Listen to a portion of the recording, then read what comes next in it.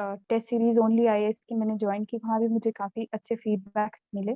तो और एक मेंबर है ओनली आईएएस में, उन्होंने काफ़ी अच्छे से बोला भी कि आईआईएस की जो बुलेटिन आती है आईआर की, वो मंथली बुलेटिन मैंने फॉलो की हुई थी ओनली आईएएस की तरफ से।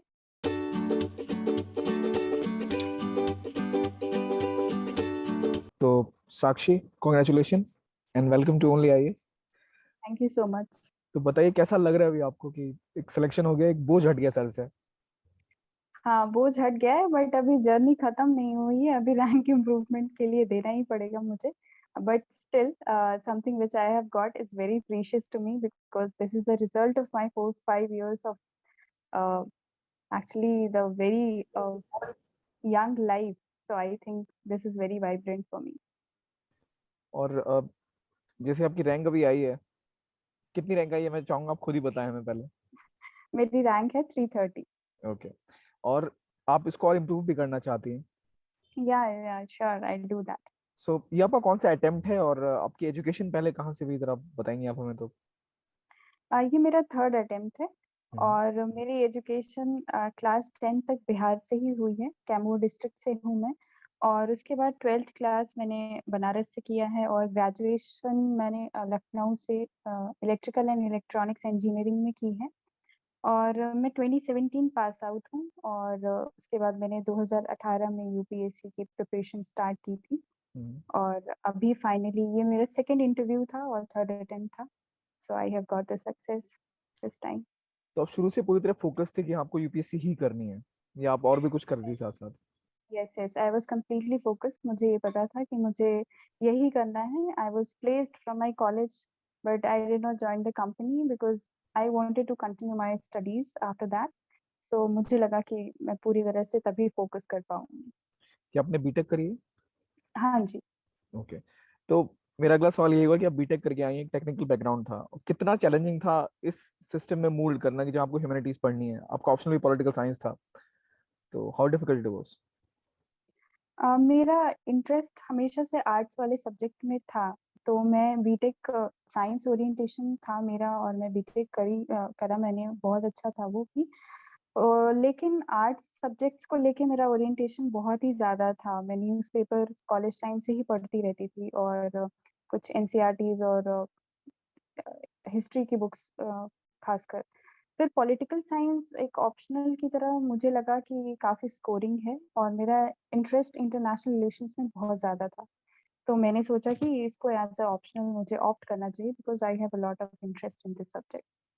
साक्षी, एग्जैक्टली कब से आपने प्रिपरेशन शुरू कर दी थी यूपीएससी की? जैसे आपने मान लीजिए 2017 में पढ़ाई खत्म की, अपने 18 में लेट से स्टार्ट किया, तो हम्म। एक सीरियस प्रिपरेशन होती है, आपने सब कुछ चार्ट आउट कर लिया होगा कि अब मुझे पहले प्रीलिम्स मेंस की प्रिपरेशन करनी है, वो कितना टाइम लगा आपको वो क्रैक करने में? आप अपना रूटीन, एक तो आपने शुरू कर दी की प्रिपरेशन लेट से 17 या 18 में, पर फिर एक हम्म। पॉइंट आता है जहाँ आपको पता लगे हाँ ये सिस्टम मेरे लिए काम कर रहा है, मैं इतने घंटे दूंगी या ऐसे पढ़ूंगी तो मेरे लिए सही रहेगा, वो क्या टाइम था, जरा बताएंगे आप? मैंने एक्चुअली कोचिंग ज्वाइन की थी 2018 में। तो उस टाइम ऑप्शनल और जीएस सब सारी कोचिंग्स करने के बाद हमारे पास मुश्किल से 4 से 5 घंटे का समय बचता है, अगर हम न्यूज़पेपर का टाइम हटा दें। जो अगर शुरू करते हैं तो 1 से 2 घंटे न्यूज़पेपर पढ़ने में लग जाते हैं। उन 4-5 घंटों में मुझे पता था कि मैं जो कोचिंग में पढ़ रही हूँ, मुझे वो रिवाइज करने हैं, और उनसे रिलेटेड जो टॉपिक्स मेरे एनसीईआरटीज में हैं, मुझे वो कवर करने हैं। तो मैं उस दिन का जो टास्क होता था उसी दिन खत्म करती थी, और बाद में रिवीजन के लिए मुझे 2-3 महीने का टाइम प्रीलिम्स के पहले मिलता था, और उसमें मैं कम से कम 3-4 रिवीजन का टाइम शेड्यूल बनाती थी उस हिसाब से, और सारे सब्जेक्ट्स को थरोली करके ही मैं वहाँ जाती थी। और मैंने हमेशा हर सब्जेक्ट को प्रायोरिटी दी।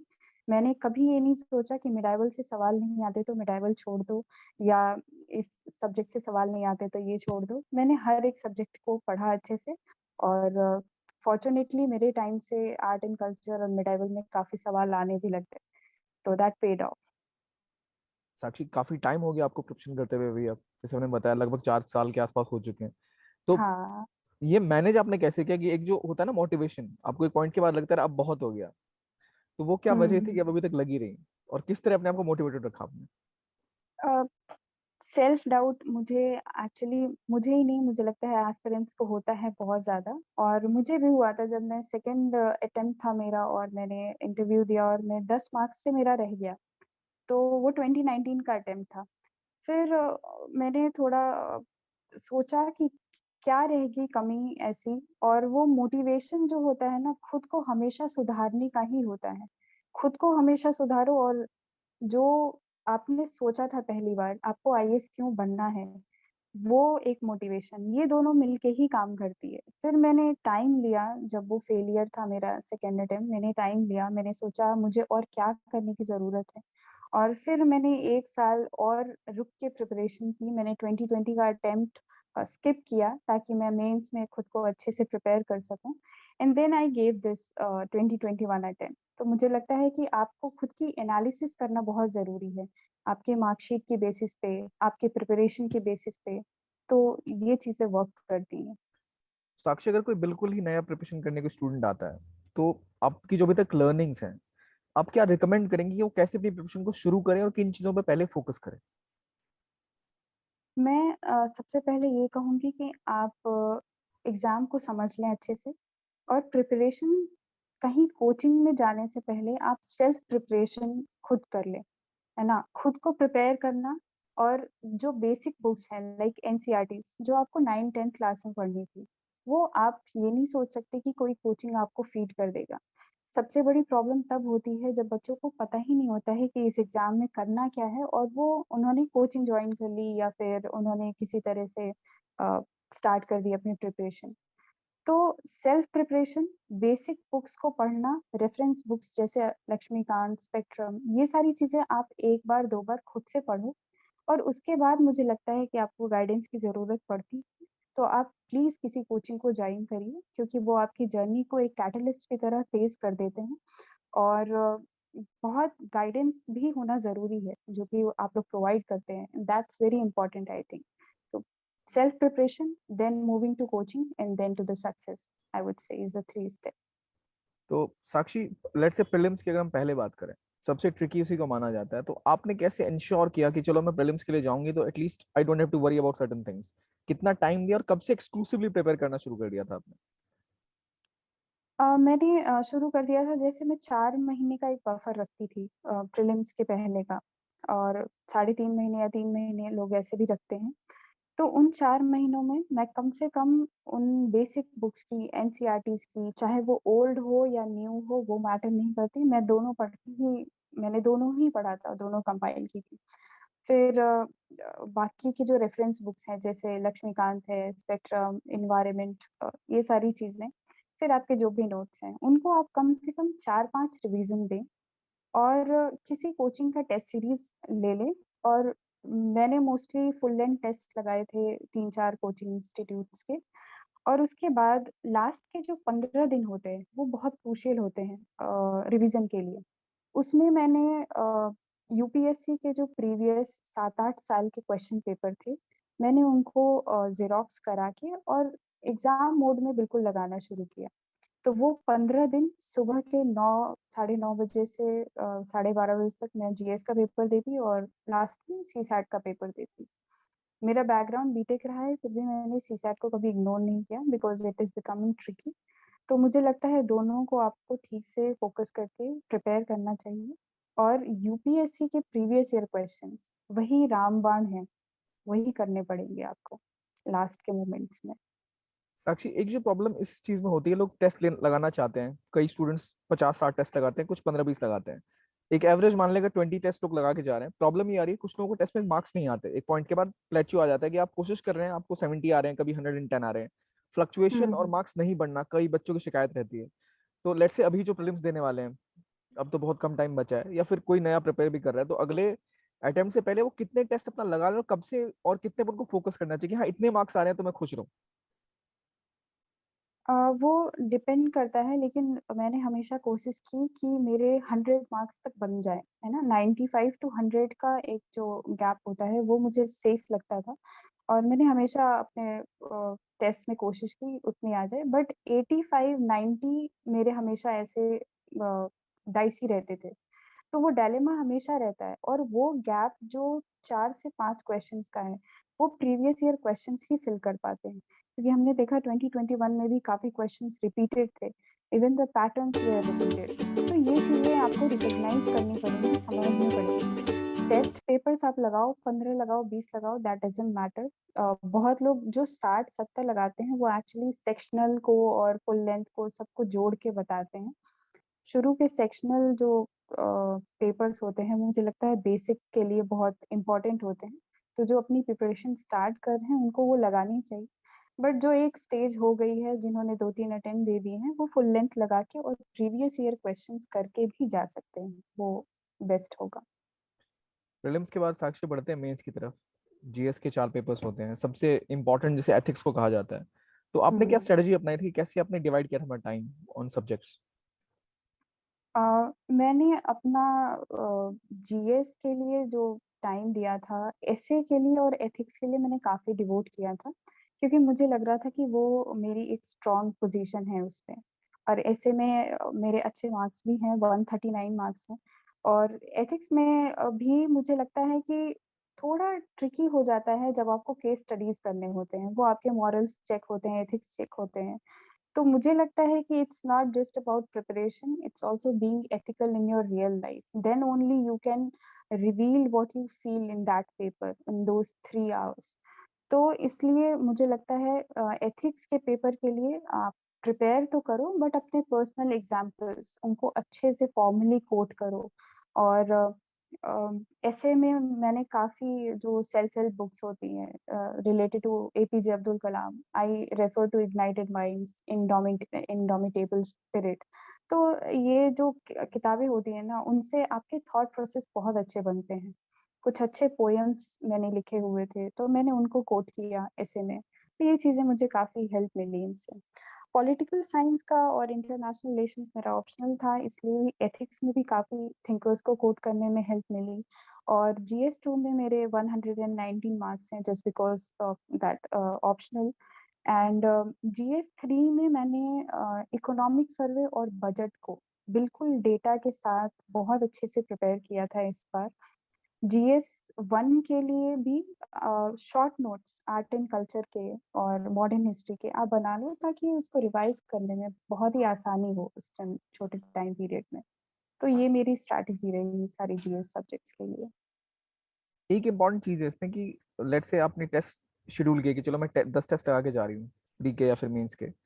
पर हुँ। अगर आपके लगातार ना पढ़ने के बाद स्कोर ना आए, लेट्स से आप 70-80 घूम रहे हैं, आपने फिर एक और टेस्ट दिया, बहुत मेहनत करी, नंबर नहीं बढ़ रहे, कई बच्चों की सारी प्रॉब्लम आती है, तो उस सिनेरियो में आप कैसे फाइट करती थी इसको कि लगातार 4 टेस्ट खराब जा रहे हैं? तो एक प्रवृत्ति होती है इंसान की कि फिर वो आगे पढ़ने में उसको थोड़ा डर लगता है कि यार होगा कि नहीं होगा। तो उसको आपने कैसे फाइट किया था? मेरे साथ भी ऐसा हुआ, मैंने जो शुरू के टेस्ट दिए उसमें मेरे 70-80 मार्क्स ऐसे बन रहे थे। और फिर मैंने मेंटोर्स से बात की, ऑब्वियसली जहाँ पे भी आप टेस्ट सीरीज़ लोगे वो आपको मेंटोर्स प्रोवाइड करते हैं। तो उन्होंने मुझे काफ़ी अच्छे पॉइंट्स बताए, जैसे कि आपके पॉज़िटिव्स क्या हैं, आप उन पे कैसे इम्प्रूव कर सकते हो। आपने इन सवालों में क्या वीकनेसेस उन्होंने बताई, क्या वीकनेसेस हैं वो, मैंने उन पे काम किया। मतलब उसको लेके जैसे लोग बैठ जाते हैं ना कि अरे यार 70 ही बन रहे हैं, ये नहीं करना है आपको। आपको करना है अरे यार पहला दिया 70 बन रहे हैं, अब नेक्स्ट में मुझे 80 करना है इसे। तो वीकनेसेस पे काम करो और अपनी स्ट्रॉन्ग पोजीशन को और स्ट्रॉन्ग बनाओ, that's how it is going to be tackled. Sakshi, आपको भी पता ही होगा कि जितने बिगिनर्स होते हैं सबका एक बेसिक सा क्वेश्चन होता है कि आपने कितने घंटे पढ़ाई करी यूपीएससी पास करने के लिए। तो मैं राइट, एक घिसा राइट। पिटा क्वेश्चन आपसे पूछूंगा, कितने घंटे आपने पढ़ा? और एक पॉइंट के बाद ये भी बताइए दे बच्चों को कि अगर आपने थोड़ी सी एक्सपीरियंस जब आपको हो जाता है तो आपका टाइम घट जाता है, आप फिर हुँ, फोकस हुँ। करते हैं कुछ स्पेसिफिक चीजों पे जो आपको लगता है कि वीक है। तो कितना टाइम लगा आपको ये डिसाइड करने में कि हाँ अब मैं इतनी कैपेबल हूँ कि मुझे पहले जितना टाइम नहीं देना है? मैंने कभी भी अपने पढ़ाई को 10 घंटे से कम नहीं दिया। और क्योंकि ना वो शेड्यूल ऐसा बन जाता था मेरा, और जितना टारगेट मैं बनाती थी वो कभी 10 घंटे से कम में कंप्लीट भी नहीं होता था। तो मुझे लगता है 8 से 10 घंटे की पढ़ाई आप करें। न्यूज़पेपर इट टेक्स 1 1 1/2 आवर अगर आप नोट्स के साथ कर रहे हो उसे। एंड देन जो कुछ सब्जेक्ट्स हैं, कुछ लोग चारों सब्जेक्ट एक टाइम पढ़ते हैं, या फिर कुछ लोगों ने टारगेट बनाया रखा है कि एक हफ्ते में हम GS1 कंप्लीट करेंगे ऐसा। तो ये कम्प्लीटली डिपेंड करता है आपके टाइम टेबल पे, बट 10 घंटे की पढ़ाई तो करनी ही चाहिए नॉर्मली। अगर आप यूपीएससी से नहीं रिलेटेड पढ़ रहे हो तो आप सेल्फ हेल्प बुक्स पढ़ो, वो आपको कहीं ना कहीं ऐसे और एथिक्स में काम करेंगे, बट पढ़ने की हैबिट तो डालनी पड़ेगी, उसका कोई ऑल्टरनेटिव नहीं है। और आपका जो शेड्यूल होता था, आपने कहा आप हम्म। टाइम मैनेजमेंट बहुत फोकस करेंगे, 10 घंटे डेली निकालना, फिर मोटिवेट करना खुद को, तो आप कैसा शेड्यूल हम्म। बनाती थी, मंथली, वीकली या ऑन डेली बेसिस? नहीं, मेरा जो शेड्यूल होता था वो 3 पार्ट में डिवाइडेड होता था। पहले मैं अपने मंथ को शेड्यूल करती थी और रिकॉग्नाइज करती थी कि मुझे कौन से सब्जेक्ट्स इस मंथ में पूरे तरह से कंप्लीट करने हैं। फिर उसको मैंने वीक में डिवाइड किया कि इस वीक में मुझे ये चीज पढ़नी है। पहला वीक है इकोनॉमिक्स कंप्लीट करनी है, second week of the month मुझे पॉलिटी करनी है, और उसका भी मैं स्पेसिफिक बना लेती थी कि मुझे ये लक्ष्मीकांत का ये चैप्टर आज पूरे दिन के इन 4 घंटों में कंप्लीट करना है। जैसे पार्लियामेंट का चैप्टर है तो मैं पूरे जो सेंट्रल गवर्नमेंट है या स्टेट गवर्नमेंट है उसको मैं 8 घंटे में कंप्लीट कर लूंगी। तो बहुत ही micro planning along with the macro planning it works. तो दोनों करनी पड़ती है आपको, मुझे लगता है दोनों तरीके से आप कर सकते हैं इसे। और आप न्यूज़पेपर्स के नोट्स भी बनाती थी जो आप डेली उसमें पढ़ती थी तो? हाँ, न्यूज़पेपर के नोट्स मुझे स्पेशली मैं आईआर के लिए जो भी आर्टिकल्स आते थे इंडियन एक्सप्रेस में या हिंदू में, तो उसको स्पेशली मैं लिख लेती थी जो भी अच्छे पॉइंट्स लगते थे। बाकी प्रीलिम्स के हिसाब से मुझे लगता है न्यूज़पेपर से कटिंग्स निकालना और वो बहुत ज़्यादा हो जाता है, उतनी करने की ज़रूरत नहीं है। बेसिक्स पे ध्यान दे लो आप और न्यूज़पेपर से थोड़ा थोड़ा अवेयर होते रहो। शुरू में न्यूज़पेपर बहुत टाइम लेते हैं, कभी कभी बच्चों को 3-4 घंटे भी लग जाते हैं, बट वही जो आपने पूछा कि एक टाइम ऐसा आता है जब आप उस पिछले न्यूज़ से अवेयर होते हैं and you have to just get the progress of that. तो उसको लेने में मुझे बस 5-6 घंटे लगते थे कि रिजर्वेशन पे सवाल आया है तो obviously I am acquainted with the Indira Sawhney case and the Nagaraj case, and then वो आगे की प्रोसीडिंग हमने पढ़ ली। तो एक स्टेज आ जाता है, मुझे लगता है ये 1-1.5 साल के बाद ही आ पाता है, जब वो न्यूज़पेपर आपको समझ में आ जाने लगता है। और साक्षी, ये भी पॉइंट है, कितने जो आपके स्टैटिक टॉपिक्स हैं, जैसे मॉडर्न हिस्ट्री हो गया, एंशिएंट इंडिया मेडिवल हो गया, या ज्योग्राफी हो गया, आपने क्या सब में अपने स्पेसिफिक नोट्स बनाए थे या आपने बेसिक बुक्स पे रिलाई किया था?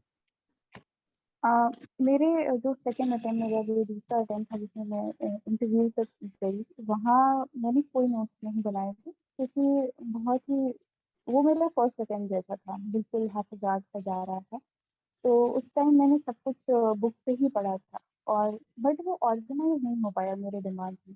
फिर मैंने जब 2020 का गैप लिया और उसमें मैंने गैप इतनी मकसद से लिया कि मैं पूरे ऑर्गेनाइज नोट्स बनाऊंगी, और मेरे जो भी मेंस में मुझे लिखना है वो पूरा मैं रिप्रोड्यूस कर पाऊँ वैसा ही नोट्स बनाऊंगी। तो मैंने काफ़ी अच्छे से ऑर्गेनाइज करके art and culture, world history, modern history, polity, हर चीज़ के नोट्स बनाए, इवन एथिक्स के, और 4 फाइल बना ली। जीएस के लिए एक ऐसे की फाइल थी, तो वो सारी चीज़ें मैंने ऑर्गेनाइज करके फिर ये एग्ज़ाम लिखा। साक्षी, ये तो आपने बताया कि चलो आपने जीएसए से प्रिपेयर किया, प्रीलिम्स से प्रिपेयर किया, पर आपको भी पता है कि 4 साल का टाइम और इतना टाइम डिवोट करना, बाकी जो डिस्ट्रैक्शंस होते हैं, कई सारी आपकी फैमिली कमिटमेंट्स होती हैं, सोशल कमिटमेंट्स होती हैं, उन सबको आप मैनेज कैसे करती थी? सोशल कमिटमेंट्स में आई वाज कंप्लीटली अवे फ्रॉम दो सोशल मीडिया प्लेटफॉर्म्स। यूट्यूब हमें थोड़ा बहुत देखना पड़ता है क्योंकि अभी तो डिजिटली पढ़ना होता है। Otherwise Instagram, Facebook and WhatsApp, even WhatsApp, I was using WhatsApp. जब इंटरव्यू का टाइम आया तो उस टाइम पे ग्रुप्स बनते हैं और उसके पहले मैंने सोशल मीडिया बिल्कुल बंद किया हुआ था। फैमिली कमिटमेंट्स में आई वुड से my family was very supportive. वो कोई भी चीज़ जो बिल्कुल एक्सट्रीम में ना चली जाए तब तक वो बात मुझ तक पहुंचती नहीं थी। तो मेरी मम्मी इसमें बहुत ज़्यादा सपोर्टिव रही हैं, मेरे पापा भी बहुत ज़्यादा। उन लोगों ने हर चीज़ को खुद तक सॉल्व करने की कोशिश की ताकि मैं अपनी पढ़ाई पे पूरी तरह से फोकस कर सकूं।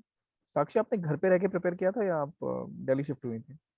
हाँ, मैं लॉकडाउन में घर पे ही प्रिपेयर कर रही थी, बट बाद में मुझे दिल्ली शिफ्ट होना पड़ा क्योंकि घर पे थोड़ी disturbances. I have a joint family of 25-30 members, so I could not focus there. That's why I came to Delhi.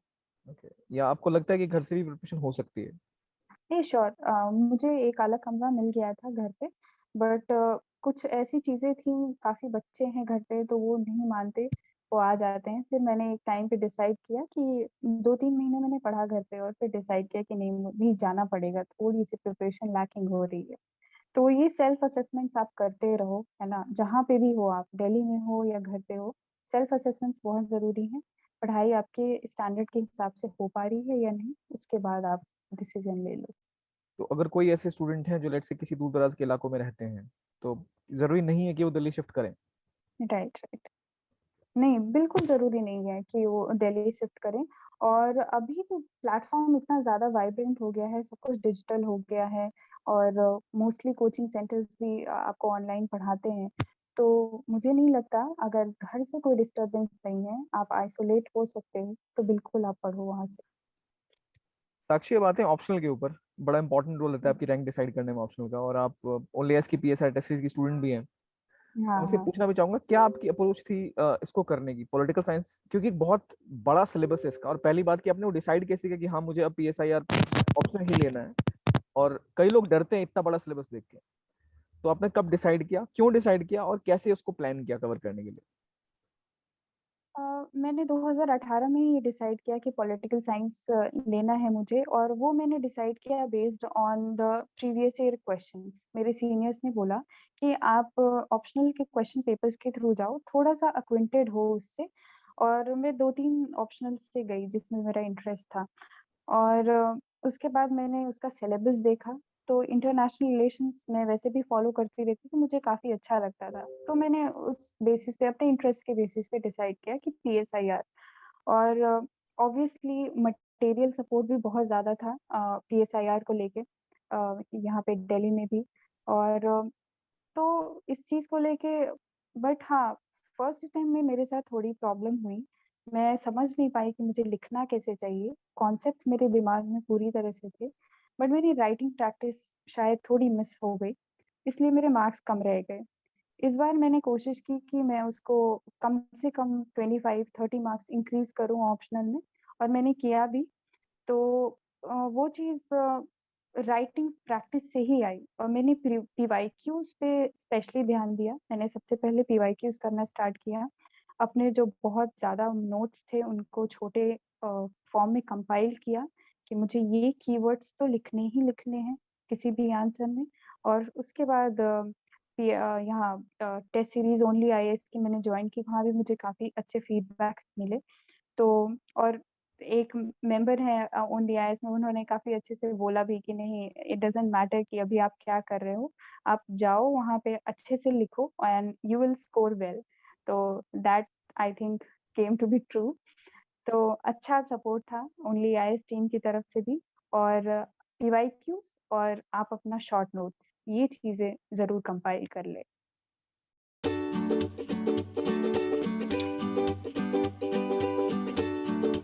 साक्षी, एक और पॉइंट है कि ऑप्शनल जब आप पढ़ते हैं तो वहाँ पे आंसर राइटिंग बड़ी इंपॉर्टेंट है। आपने बताया कि अपने ऐसे के लिए जैसे आप नोट्स बनाए कुछ सेल्फ हेल्प बुक से, या कुछ आपको जो लगा कि आप खुद का भी ऐड कर सकते हैं, आपने ऐड किया। हुँ, जैसे हुँ। पॉलिटिकल साइंस की बात करें तो पहले आपको एक आ गया western political thought, first paper is more static, second is very dynamic.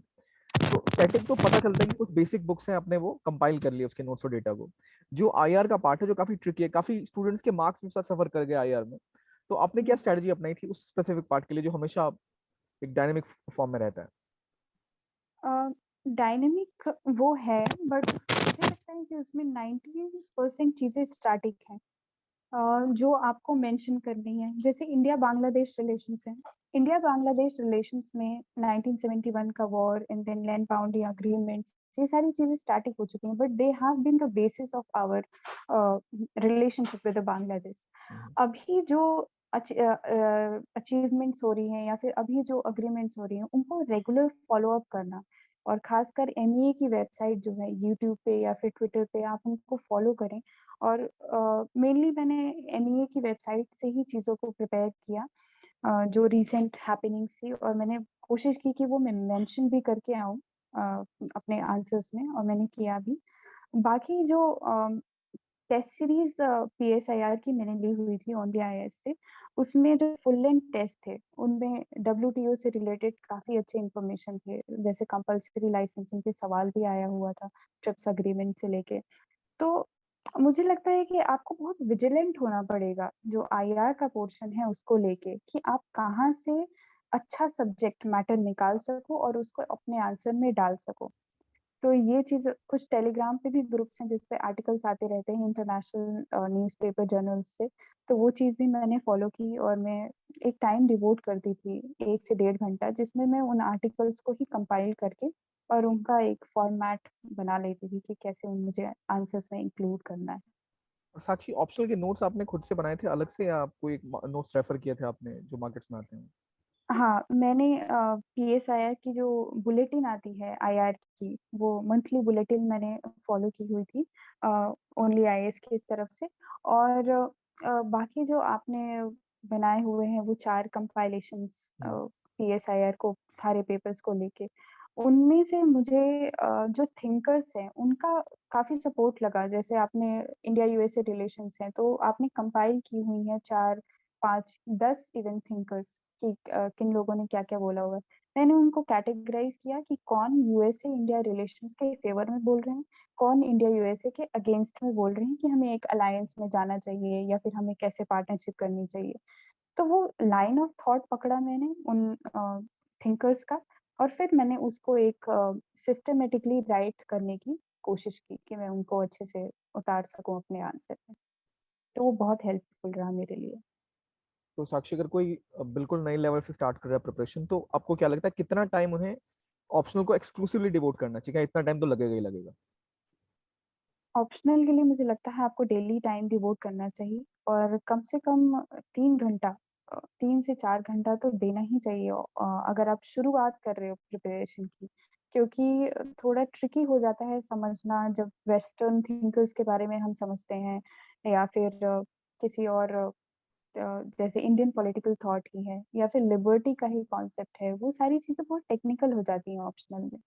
तो 3 से 4 घंटा ऑप्शनल, 3 से 4 घंटा जीएस और 2 घंटे आपको न्यूज़पेपर में लग जाते हैं शुरुआत में। तो ये 10 घंटे की स्ट्रैटेजी आपकी क्लियर हो जाती है 1 दिन के लिए। और साक्षी, जैसे आपने अब ये एग्जाम एक तरह से क्लियर कर लिया है, और जैसे आपने बताया आपका काफी रिगरस शेड्यूल था डेली का, तो राइट, राइट। अब आपने क्या सोचा कि चलो अब पहले कुछ फिल्में देखें, कहीं घूमने जाएं, या क्या करने वाली हैं आप आगे? उस दिन हम वैसे भी निकल गए अनेक देखने के लिए, मूवी आई हुई थी। बट वो उसमें ज़्यादा मुझे इंटरेस्ट आया नहीं क्योंकि वो तो हम पहले से पढ़ चुके थे नॉर्थ ईस्ट के बारे में पूरी तरह से। तो वही है, आप इतने ज़्यादा एक्विंटेड हो जाते हो चीज़ों के साथ, लगता है कि हाँ, ये तो मैंने पढ़ा हुआ है, वो बाकी लोगों के लिए अलग है। तो अच्छा लग रहा है, अभी मैं घर जाऊँगी तो सारे लोग मिलेंगे और काफ़ी फ़ोन कॉल्स आ रहे हैं 2-3 दिनों से, तो इसी में बिज़ी हूँ मैं अभी। तो साक्षी, कोई वो दो चीजें जो आपको लग रही हैं कि हाँ, यूपीएससी की इस जर्नी के बाद चलो ये चीजें मैंने कुछ अपने में नया पाया जो मुझे लग रहा था पहले शायद मेरे अंदर नहीं था? राइट। अ, 2 चीज़ें मैं ये कहूँगी कि ऑर्गेनाइज़ेशन बहुत ज़रूरी है, चाहे वो शेड्यूल हो आपका या फिर नोट्स हो या फिर आपका खुद का माइंड हो। तो इंटरव्यू में हॉबीज़ भी पूछते हैं, उसमें मैंने मेडिटेशन एक हॉबी डाली हुई थी। That's very important to schedule your day. जब आप स्टार्ट करते हो तो डायरी में नोट करो आपने क्या-क्या करना है अगले दिन में और किस-किस टाइम पे करना है। उस टाइम पे ही उठो, उस टाइम पे ही बैठो, है ना? एंड प्रैक्टिकल शेड्यूल बना के काम करें आप। ये चीज़ करनी है, पहला ऑर्गेनाइज़ेशन हो गया। और दूसरा अगर आप अ, करना चाहते हैं तो मैं ये बोलूँगी थोड़ा विजिलेंट रहो आप, अवेयर रहो। यूपीएससी करने का मतलब ये नहीं होता है कि आप एक कमरे में बंद होके और पूरी तरह से बस पढ़ाई में लगे रहो। अवेयरनेस होनी चाहिए बहुत ज़्यादा आपके अंदर। मुझे लगता है कि अगर आप अपने नेबर में या फिर आप अपने आस-पास कुछ ऐसा गलत होते हुए देखते हो, आप उसको खुद हैंडल करो अपने पर्सनल लेवल पे अगर आप कर सकते हो तो। क्योंकि वो कहीं न कहीं एक केस स्टडी बन जाती है आपको लिखने के लिए एसे में या एथिक्स में। तो मैंने ऐसे काफ़ी स्टेप्स लिए, एनजीओज़ के साथ जुड़े रहना या फिर स्लम चिल्ड्रन को पढ़ाना या फिर डोमेस्टिक वायलेंस के केसेज़ हैं, उन पे लोगों को अवेयर करना, तो इन चीज़ों में लगी रही और मुझे लगता है कि पेड ऑफ। मैंने काफ़ी अच्छे से उसको हैंडल किया।